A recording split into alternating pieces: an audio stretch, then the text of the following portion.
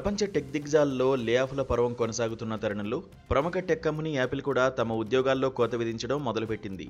అంతర్జాతీయ మీడియా కథనాల ప్రకారం ఈ తొలగింపు నిర్ణయం ప్రధానంగా సేల్స్ విభాగం ఉద్యోగులపై ప్రభావం చూపుతోంది.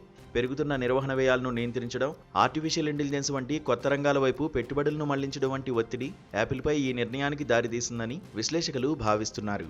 అయితే ఇతర టెక్ దిగ్గజాలైన గూగుల్, మైక్రోసాఫ్ట్, అమెజాన్, మెటా వంటి కంపెనీలు భారీ సంఖ్యలో ఉద్యోగులను తొలగిస్తున్న దానికి భిన్నంగా యాపిల్ తీసుకున్న తాజా నిర్ణయం స్వల్ప సంఖ్యలో ఉద్యోగులపై మాత్రమే ప్రభావం చూపనుంది. ముఖ్యంగా అమెరికా రక్షణ విభాగం, న్యాయ విభాగాలతో కలిసి పనిచేసిన సేల్స్ బృందాలపై ఈ కోత ప్రభావం ఎక్కువగా ఉందని సమాచారం.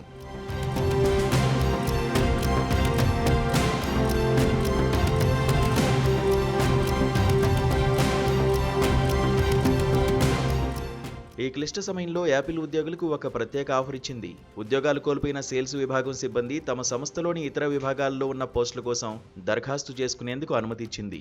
ఈ చర్య ఉద్యోగులకు ఊరటనివ్వడంతో పాటు ఆ సంస్థలో ప్రతిభావంతులైన సిబ్బందిని కోల్పోకుండా ఉండేందుకు యాపిల్ ప్రయత్నిస్తున్నట్లు స్పష్టమవుతోంది. సంస్థ ఇతర కీలక విభాగాల్లో నియామకాలను కొనసాగిస్తుందని యాపిల్ వర్గాలు ఉటంకించాయి. మొత్తం మీద యాపిల్ తీసుకున్న ఈ జాగ్రత్తతో కూడిన లేఆఫ్ నిర్ణయం ఇతర టెక్ దిగ్గజాల మాదిరిగా భారీగా సిబ్బందిని తొలగించకుండా మార్కెట్ ఒత్తిళ్లకు అనుగుణంగా వ్యూహాత్మకంగా అడుగులు వేయడానికి సిద్ధమవుతున్నట్లు సంకేతాలిస్తోంది.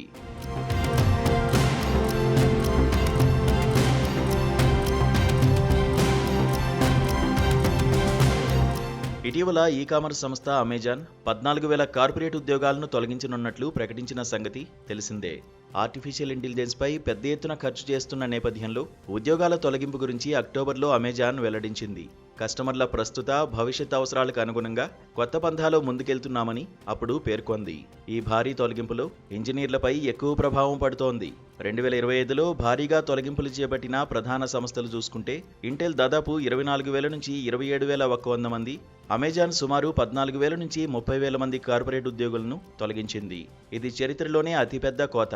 మైక్రోసాఫ్ట్ దాదాపు 9,000 నుంచి 15,387 మంది, టీసీఎస్ సెప్టెంబర్ త్రైమాసికంలో సుమారు 19,755 మందిని తొలగించాయి.